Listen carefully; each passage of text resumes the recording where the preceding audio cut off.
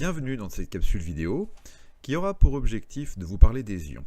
Et plus précisément, à l'intérieur de cette capsule, vous pourrez connaître la formule de certains ions, écrire la formule d'une solution ionique, et enfin, connaître et utiliser les tests de reconnaissance des ions communs. Qu'est-ce qu'un ion? Regardons déjà ce qui vous est proposé. Voici un atome de chlore. Dans son noyau, 17 charges positives et 17 grains bleus, si vous voulez les compter, qui tournent autour, qui sont des électrons de charge négative. Sur la partie droite, voici un ion chlorure. Son noyau, qui n'a pas changé, contient toujours 17 charges positives. En revanche, si vous comptez le nombre de petits grains bleus qui tournent autour du noyau, qui sont donc les électrons, vous en dénombrerez 18 et non plus 17. Ce qui veut dire que l'atome qui était électriquement neutre, 17 plus, 17 moins, est devenu chargé. Il ne s'appelle plus un atome, il s'agit d'un ion. L'atome gagne un électron et devient un ion négatif. Reprenons donc l'exemple que nous venons de voir. Un atome de chlore, qui contient 17 charges positives dans son noyau, gagne un électron et devient un ion chlore. Regardons cette fois-ci de manière un peu plus simplifiée, avec 17 plus qui correspond à la charge du noyau, 17 moins qui correspond au nombre d'électrons qui tournent autour du noyau. Du coup, il s'agit d'un atome électriquement neutre de chlore qui s'écrit Cl. Cet atome gagne un électron, gagne une charge négative. On a donc 17 plus, le noyau ne change pas. Il y a 18 électrons qui tournent autour, 18 moins, 17 plus. Globalement, il n'est plus neutre, il a gagné une charge moins, il devient chargé une fois négativement. L'ion chlorure a un électron en excès, c'est-à-dire qu'on va l'écrire Cl-. Le moins représente la charge qu'il a gagnée. Une charge, je rappelle, négative, puisque c'est un électron qu'il gagne. Nouvel exemple, deuxième. Cette fois-ci, on a un atome de sodium, 11 plus dans le noyau, et si vous comptez le nombre d'électrons qui tournent autour, vous trouverez 11 électrons qui tournent autour. 11 plus, 11 moins. L'électroneutralité de l'atome est respectée. À droite, il ne s'agit plus d'un atome, puisque à l'intérieur du noyau, il y a 11 plus, 11 charges positives. En revanche, il n'y a que 10 électrons qui tournent autour, soit 10 charges négatives. Il n'y a plus égalité. L'atome n'est donc pas neutre, devient un ion puisqu'il devient chargé, car l'atome a perdu un électron et devient un ion positif. Reprenons l'exemple précédent. L'atome de sodium, qui comporte 11 charges positives dans son noyau, perd un électron et devient donc un ion sodium. Si on reprend en charge, ça fait 11 plus dans le noyau, 11 charges positives, 11 électrons qui tournent autour, donc 11 charges négatives, 11 plus, 11 moins, il s'agit bien d'un atome puisqu'il est électriquement neutre.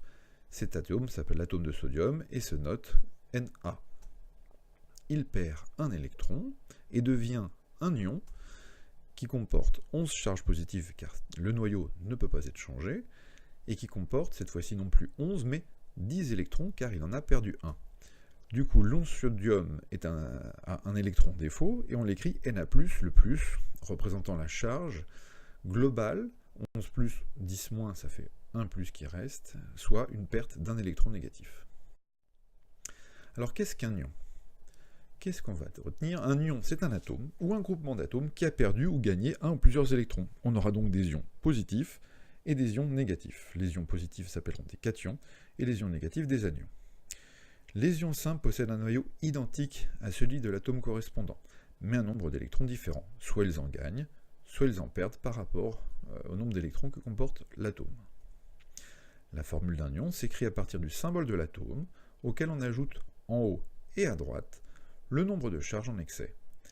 Tout à l'heure, on avait un excès de charge négative, on marquait moins, on avait un défaut de charge négative, on marquait plus. Qu'est-ce qu'un ion? Eh bien, si on vous demande maintenant d'apprendre certaines formules, je vous propose cet exercice pour les apprendre. Vous allez essayer de reclasser tous ces ions entre les formules, leur nom, et savoir s'ils sont positifs ou négatifs. Appuyez sur Stop sur la vidéo, essayez de faire ça sur un papier de brouillon, puis regardez la solution. Nous nous retrouvons pour la solution. Pour les ions positifs, qui sont nommés cations, nous avons l'ion hydrogène qui se note H+, l'ion cuivre qui se note Cu2+, l'ion sodium qui se note Na+, l'ion Fer2 qui se note Fe2+, l'ion Fer3 qui se note Fe3+. Vous noterez que l'ion hydrogène provient d'un atome d'hydrogène qui a perdu une charge négative, qui a perdu donc un électron. L'ion cuivre provient d'un atome de cuivre qui a perdu 2 électrons. L'ion sodium provient d'un atome de sodium qui a perdu un électron. L'ion Fer2 d'un atome de fer qui a perdu 2 électrons. L'ion Fer3 d'un atome de fer qui a perdu 3 électrons. Maintenant, si on passe aux ions négatifs, qu'on appelle anions, je vous rappelle que ce sont des atomes qui ont gagné un électron, on aura l'ion hydroxyde, HO-, l'ion chlorure, noté Cl-, tous les deux sont dotés d'une charge négative, ça veut dire qu'ils ont gagné un électron, ils ont gagné un électron de charge négative, et c'est pourquoi leur signe est négatif. Merci d'avoir suivi cette capsule vidéo, nous nous retrouvons bientôt pour un nouveau cours.